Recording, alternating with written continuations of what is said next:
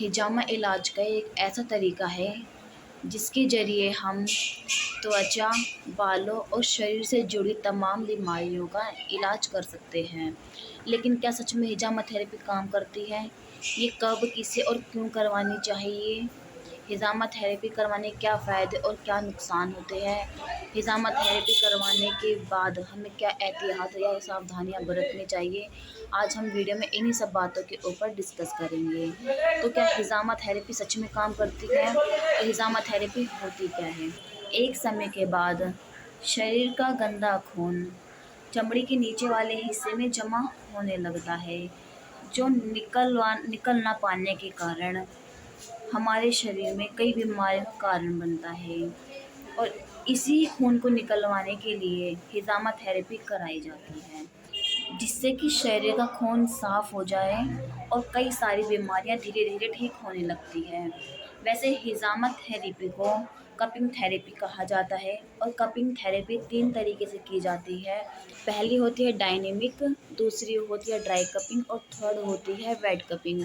Dynamic में हम लोग मसल स्ट्रक्चर को सॉफ्ट करके वहाँ का ब्लड सर्कुलेशन को बढ़ाया जाता है, और ड्राई कपिंग में गंदे खून को कप के अंदर जमा करा जाता है। और जो वेट कपिंग होती है, वेट कपिंग में हम लोग पहले कप में वैक्यूम क्रिएट करके वहाँ पर हल्के हल्के से कट लगाए जाते हैं, जिससे ब्लड बाहर आता है, तो इसे हम वेट कपिंग कहते हैं।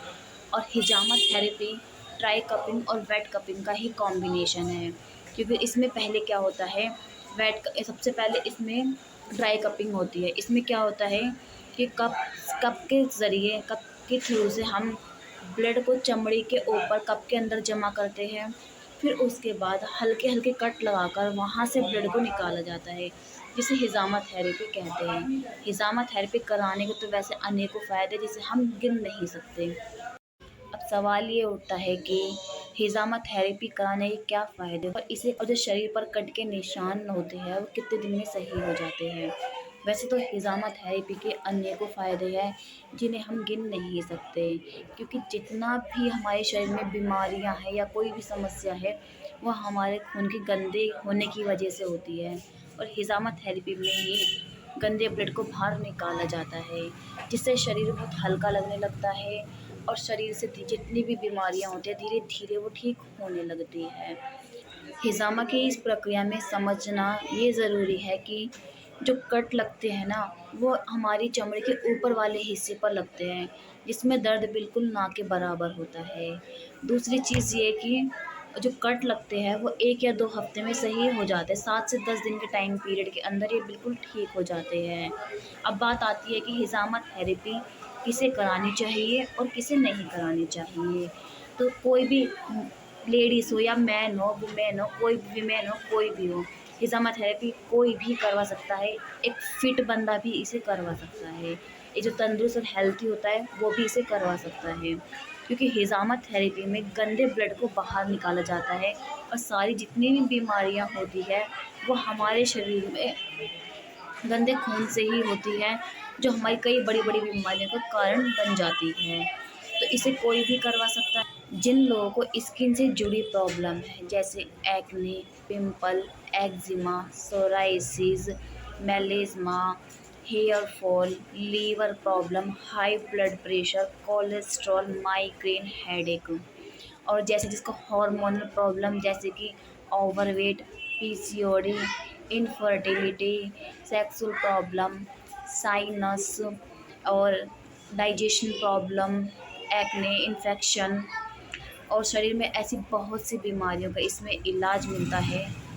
इम्यूनिटी इम्प्रूवमेंट के लिए भी हिजामा कराना एक बेहतर ऑप्शन है। लेकिन याद रहे कि जिन लोगों को फीवर, एपिलेप्सी, डायबिटीज़ यानी कि खून पतला करने की दवाइयाँ खा रहे हैं, वो बिना डॉक्टर की सलाह के ना कराएं। अगर आपको कराने ही है तो आप किसी हिजामा थेरेपिस्ट की भी सलाह ले सकते हैं। हिजामा किस उम्र के लोगों को कराना चाहिए और किस उम्र के लोगों को नहीं कराना चाहिए? वैसे हिजामा थेरेपी के लिए कोई भी उम्र मुकर्रर नहीं की गई, क्योंकि यह व्यक्ति की फ़िज़िकल सिचुएशन पर निर्भर करता है। फिर भी अगर एक उम्र को माना जाए तो 12 साल से कम उम्र के और 50 साल से अधिक उम्र के लोगों को एक डॉक्टर की सलाह से भी कराएं। बाकी आप एक हिजामा थेरेपिस्ट से भी इस बारे में जानकारी शरीर के किन किन हिस्सों पर हिजामा कराना चाहिए। तो आपको जो भी प्रॉब्लम है आप हिजामा थेरेपिस्ट को बताएं, क्योंकि उसे जानकारी है कि किस प्रॉब्लम में किस जगह पर हिजामा होनी चाहिए। तो आप अपनी सारी प्रॉब्लम हिजामा थेरेपिस्ट को बताएं, फिर वो आपके उन्हीं हिस्सों पर हिजामा करेगा जो आपको प्रॉब्लम होगी। दूसरी चीज़, हिजामा आपको कब करवाना चाहिए। हिजामा थेरेपी आप कभी भी करवा सकते हैं, और आपके मन में हिजामा थेरेपी को लेके जो भी सवाल है वो आप हिजामा थेरेपिस्ट से ज़रूर पूछें। और आप हिजामा थेरेपी वहीं करवाएं जहाँ साफ़ सफाई का ध्यान रखा जाता हो और एक ब्लेड को दोबारा इस्तेमाल ना किया जाता हो, क्योंकि इससे आपको नुकसान भी हो सकता है।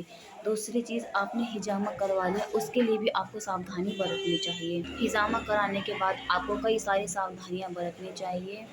हिजामा में आपको कट लगते हैं, उसको आपको कम से कम 24 घंटे तक पानी के संपर्क में नहीं आने देना चाहिए। आप धूप में बिल्कुल ना जाएँ, और आप कोई हैवी वर्कआउट बिल्कुल ना करें, जैसे कि एक्सरसाइज़ वगैरह आप बिल्कुल ना करें, क्योंकि आपको जब पसीना आएगा तो पसीने में जो बैक्टीरिया होता है वो आपके जो कट लगे हुए हैं वहाँ पे आपको नुकसान पहुँचा सकता है। हिजामा कराने के बाद आपको मिल्क और मिल्क से बने प्रोडक्ट बिल्कुल भी नहीं लेने, क्योंकि यह आपके ज़ख्म को सूखने में टाइम लगा देंगे। जब आपकी स्किन 2-3 दिन बाद पहले जैसी हो जाए तो आप अपने डाइट रूटीन में ला सकते हैं। और आप अधिक ज़्यादा से ज़्यादा जानकारी के लिए अपने हिजामा थेरेपिस्ट से इन्फॉर्मेशन ले सकते हैं।